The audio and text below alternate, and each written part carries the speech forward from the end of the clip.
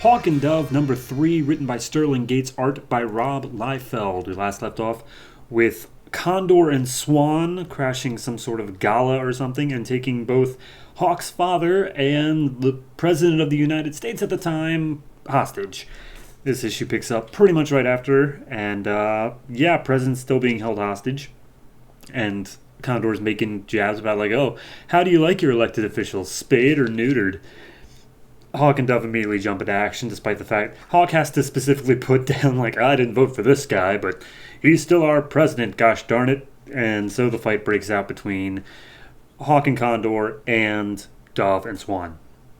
So Hawk and Condor, they're just throwing themselves through walls and shouting at each other constantly. Condor reveals that basically the only reason they're here is in order to draw out Hawk and Dove, in order to fight them. They don't actually give a crap about the president or Hawk's dad. It is revealed later on in the issue that Condor does know Hank's identity, like he knows Hawk's true identity, so I guess that's why they chose the dad, or maybe they came for the president. I don't know, whatever. Point being is that Condor's got this thing as Secret Service agents come up where he's able to just turn his teeth super sharp and bite clean through their necks, like their head falling off. And he does this multiple times, and he's like, glad to have a snack. So yeah, it's just him and Hawk fighting for a while. Hank's father is being held hostage by Swan. Dove comes in and it's like, hey, all right, so who are you guys? What are we going to do? More talking, less fighting, because that's who they are. And she lets in on a couple of things of there's a circle and how Hawk and Dove are the jokes of, like, people in the circle. And she's like, all right. And Swan is like, all right, enough fighting. And she throws Hank's dad to the side, starts breathing fire, and then, like, throws fire bolts at Dove, and then she just disappears. And then there's this music that's echoing throughout, and that's apparently the swan song that will lead to Dove's death. So what does she do? She's like, I guess I should follow the music, because that's something you should do when it says it's literally leading to your death. Back to the fight between Condor and Hawk. Actually, you know what? Skip that part, because literally nothing happens. There's an explosion. At one point, there's some rubble falling down, and Hank's dad protects the president from being crushed by it. Cut back to Dove, who's just trying to find Swan at this point. And she's like, I'm not really unnerved. It's one thing about being the Avatar piece. I'm not that weirded out, so I don't know what you're trying to do. But Swan comes down and she kicks Dove in the back and claims that they're here to take their power for themselves. And she pulls out this giant sword thing. And she also makes the comments of, like, oh, I know that you don't love Hawk. You already want to be rid of him. Which, yeah, no duh. Like, was that even a thing? I don't think that was supposed to... Anyway, she pulls out a sword and is like, oh, but don't worry. You won't have to deal with him anymore in a few minutes. And then we get Hank's dad waking up from unconsciousness as the President of the United States. It's just Obama. Like, it's just Obama. Is possessed by Dead Man.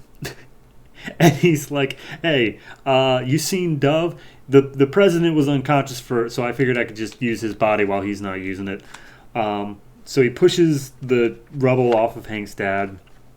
Once again, Hawk is still fighting Condor, and a Dead Man shows up, and he's like, he possesses a Secret Service agent, and he's like, hey, I'm here to help. What do you need me to do? And he's like, possess Condor. Like, take him out of this. Like, possess him and take over his body. So Dead Man goes inside of Condor's body, and he just sees this huge winged beast with fangs and green skin, and he's immediately just kicked back out of Condor's body. And we don't actually see Dead Man for the rest of the issue, but Condor makes the thing of, like, oh, I guess he saw something he didn't like. Anyway, now I'm finally gonna kill you, Hawk. And he holds up Hawk by the scruff of his neck, unhinges his jaw into all those fangs, and then Dove shows up with the sword from Swan, like in that last panel that she was supposedly going to be stabbed by, and she stabs Condor, and then Condor, I don't even know what's happening here. He just starts glowing, he expels some energy, and then he turns into an old man. And Hawk is like, well, he's not too old to answer some questions, and I've got plenty. And that's where the issue ends. One thing I want to go back to real quick, though, is that when she stabs Condor with the sword, his mask is off, like it's gone. And previous panel it was on, and underneath it was just this. It was the thing the dead man saw. This green, scaly-looking creature with giant fangs. And then when we see him on the next panel, and he starts glowing, his mask is back on, and he looks just like normal Condor. So I don't know what in the hell that's supposed to be. I frankly have no clue. But for one panel, he just turns into a demon, and then we don't even talk about it. This was weird. This was a weird issue. I mean, we're not. It's definitely not done with the arc. It's definitely like the midway point where, you know, they've had a fight. This is the whole fight issue, and they still need answers as to like what the bigger plot is. But like, I don't know where we go from here. You know, it's if the dude's just an old man, then just like take him out. I don't know. Maybe that's just, you know, they're superheroes. They can't do that. But still, it wasn't a terribly done issue. I like the art stuff. Okay, that's an over-exaggeration. I'm okay with the art stuff. Writing-wise, everybody's got puns constantly. Like if they're in the kitchen, they're saying like, "Oh, are you still hungry? How about we whip up something?" And everyone's got puns all the time. Overall, I'm going to give this a 6. It's not offensively bad. It's not awful. I just have this general sense of malaise about it, where I'm like, okay, and like, fine. It's Hawk and Dove. Woo.